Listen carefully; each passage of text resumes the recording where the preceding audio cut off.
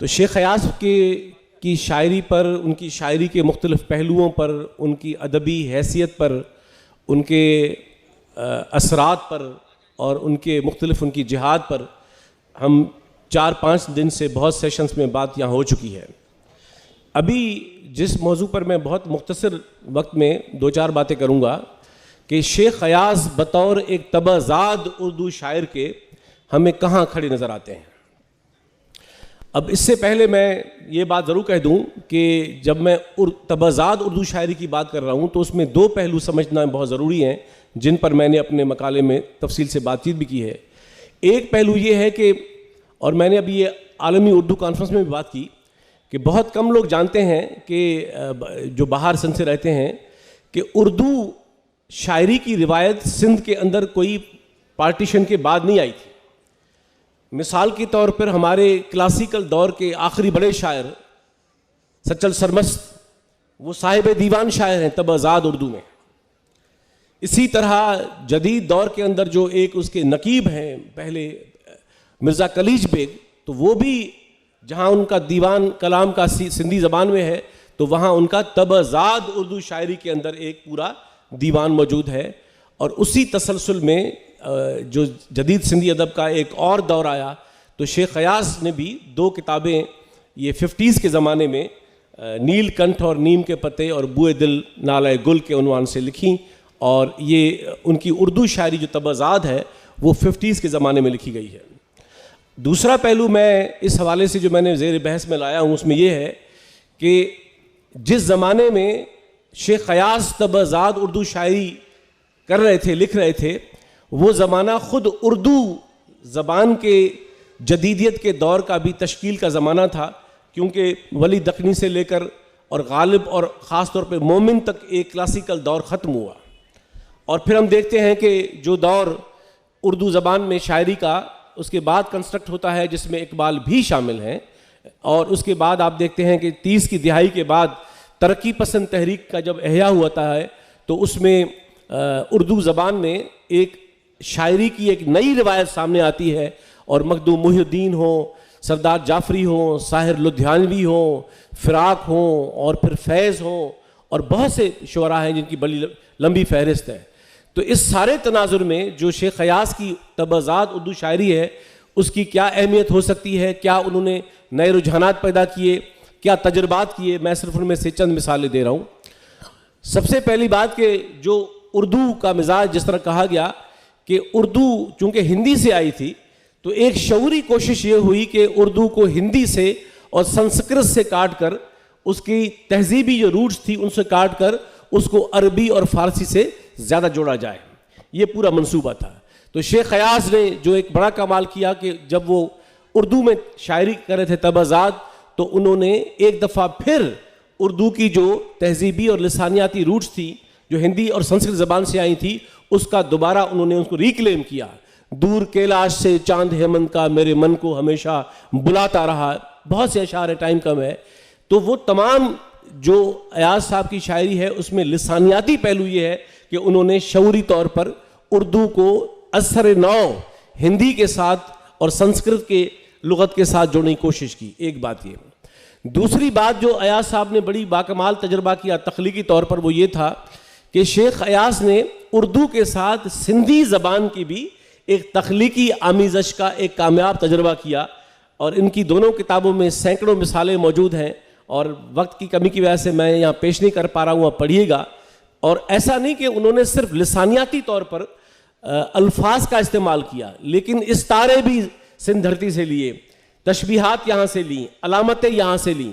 اور مثال کے طور پہ آپ مثالیں لے لیں گے تو ہم دیکھتے ہیں کہ شیخ ایاز کی شاعری میں جہاں مطلب ساری اردو شاعری میں پھول ہی پھول کا ذکر، کانٹے آتے ہیں، مور آتے ہیں، سندھ دھرتی کے تمام جو مختلف علاقائی استعارے ہیں، کرداروں کے استعارے ہیں، وہ تمام اس میں لے آئے۔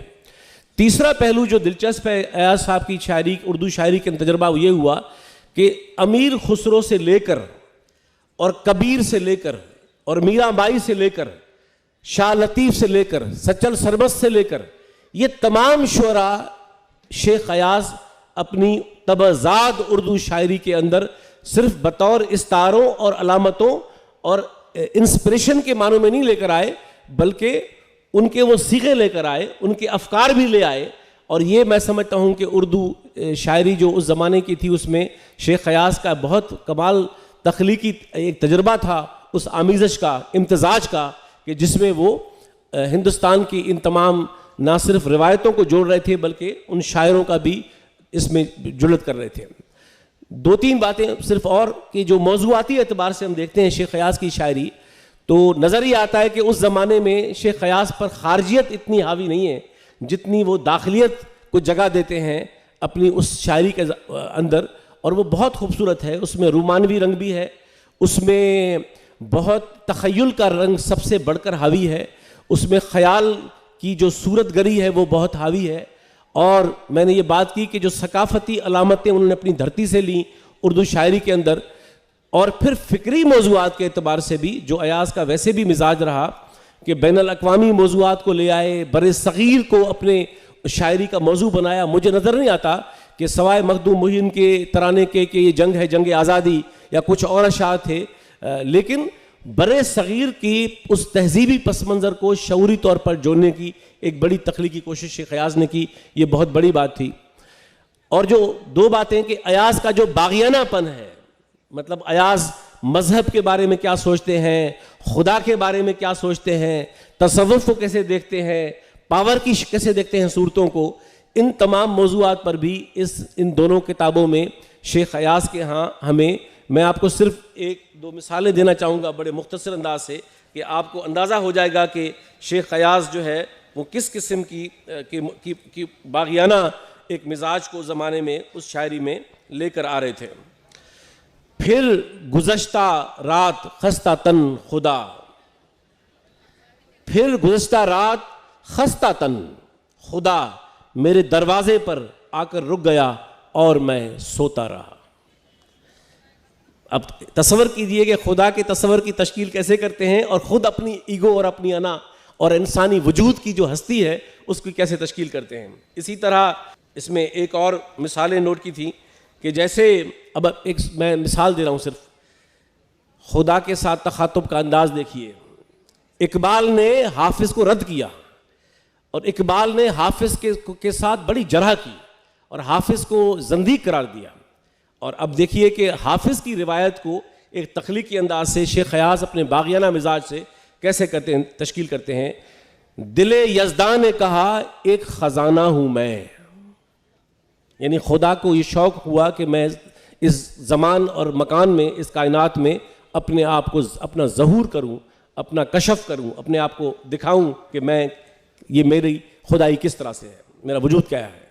دل یزداں نے کہا ایک خزانہ ہوں میں، کیوں نہ عالم پہ گہر پاش بنوں. پھر گل و لالا و شبنم کو بکھیرا اس نے، سرمئی چادر شب و میں و انجم سے بنایا زرکار، اور حسینان جہاں کو درداں بخشے. اب یہ سنیے گا، اسے معلوم نہ تھا. اب یہ شاعر کی ایک باغیانہ مزاج دیکھیے کہ خدا کی خواہش کو وہ کس طرح بیان کرتے ہیں کہ خدا کو یہ نہیں معلوم تھا کہ جس جہان میں وہ اپنا ظہور کرنے والے ہیں وہ جہان اپنی تشکیل کیسے کرے گا. تو بڑی طویل نظم ہے. تو ایسی بہت سی مثالیں ہیں. اور اسی طرح ایاز کی جو رومانوی شاعری ہے کہ تیرے عارض سے چن لیے تھے پھول، تیرے عارض سے چن لیے تھے پھول، موت تک موسم بہار رہا. تیرے ہونٹوں سے پی تھی میں، موت تک موسم بہار رہا. عمر تیرے ہونٹوں سے پی تھی میں، عمر بھر مستی و خمار رہا. اس طرح آپ ان کی نظمیں، تو میں اس بات کو یہاں ختم کرنے کی ایک گیت کے ساتھ کروں گا کہ شیخ خیاض نے جہاں لسانیاتی صیغے استعمال کیے، بر صغیر کی تہذیبی روایات اور علامتوں استعاروں کو داخل کیا اردو شاعری میں، موضوعات کی وسعت لے آئے، دھرتی سے جوڑا، جو اردو شاعری کا ایک بڑا پیرینیل پرانا مسئلہ ہے کہ مغل دور میں بھی اس کے بعد بھی اردو میں کمال حسین روایتیں ہیں، اس میں کوئی شک نہیں ہے. اگر کسی چیز کی کمی ہے تو وطن کے گیت گانے کی کمی ہے. اور اگر وطن کے گیت گائے بھی گئے، مخدوم محی الدین نے گائے یہ جنگ ہے، جنگ آزادی، تو بھی وہ بر صغیر کے معنوں میں ہیں. لیکن ایک تاریخی وحدت اور وطن کے معنوں میں آپ کو اردو میں تو یہ شیخ ایاز کا کمال تھا کہ انہوں نے اردو شاعری کی بنت ایسے کی، ایسی تشکیل کی اس زمانے میں کہ اس میں دھرتی کے عنصر کو شامل کیا.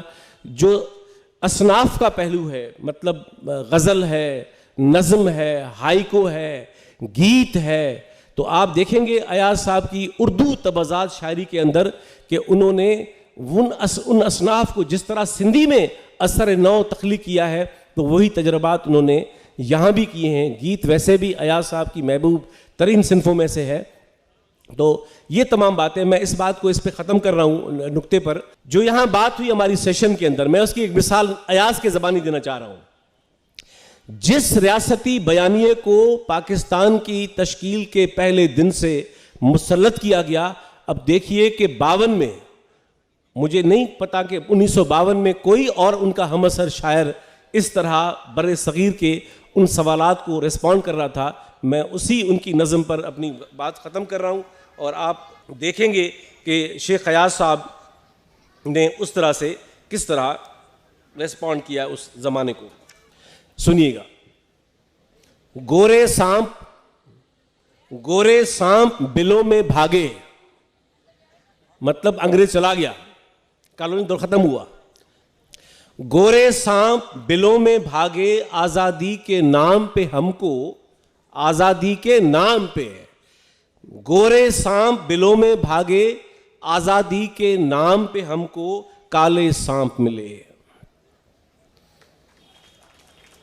یہ سارا جو ڈسکورس تھا ابھی، اس ساری ریاست کو اس نہج پہ پہنچانے کا، تو ایاز 52 میں کہہ رہے ہیں کہ یہ ملک کالے سانپ، گورے سانپ چلے گئے، اور اب یہ ملک جو ہے، ریاست جو ہے، یہ کالے سانپوں کے حوالے ہے جن کے ہم حوالے ہو چکے ہیں. گورے سانپ بلوں میں بھاگے، آزادی کے نام پہ ہم کو کالے سانپ ملے. کاٹ وہی، فنکار وہی ہے، سانپ وہی ہے، زہر وہی ہے، اور اس کی شکل تبدیل ہوئی ہے. کاٹ وہی، فنکار وہی ہے، اپنی ہریالی دھرتی پر سانپوں کی یلغار وہی ہے. امرت میں بس گھولنے والے ان سانپوں کے چند سپیرے، روپ کے اجلے من کے کالے، روپ کے اجلے من کے کالے، اس بستی میں ڈال کے ڈیرے، اب تک پڑھتے ہی رہتے ہیں، اب تک پڑھتے ہی رہتے ہیں جھوٹے منتر. یہ جو جس کو ہم کہہ رہے تھے قومی بیانیہ، اس کو ایاز 52 میں جھوٹا منتر کہتے ہیں. اب تک پڑھتے ہی رہتے ہیں جھوٹے منتر، سانج سویرے، سچ کی لاٹھی ٹوٹ چکی ہے، اس کو پھر سے جوڑ لو ورنہ. سچ کی لاٹھی ٹوٹ چکی ہے. یہ جو مذہبی نرگسیت ہے اور مذہب کے نام پہ تقسیم در تقسیم ہے سماج کی، شیخ ایاز 1952 میں کہہ رہے ہیں کہ اس ساری روایت سے آگے بڑھ کر ہمیں اپنا کوئی تشکیل کرنا چاہیے بیانیہ. سچ کی لاٹھی ٹوٹ چکی ہے، اس کو پھر سے جوڑ لو ورنہ تیری قسمت پھوٹ چکی ہے. گورے سانپ بلوں میں بھاگے، آزادی کے نام پہ ہم کو کالے سانپ ملے ہیں. تو میں امید کرتا ہوں کہ اب ظاہر ٹائم تھا 5-7 منٹ کا، میرے یہی ممکن تھا، تو جب یہ مقالہ شائع ہوگا تو پڑھیے گا اور اس کے محتاج نہ رہیں. شیخ ایاز کی تبضات اردو شاعری کا بھی ویسے ہی مطالعہ کیجئے.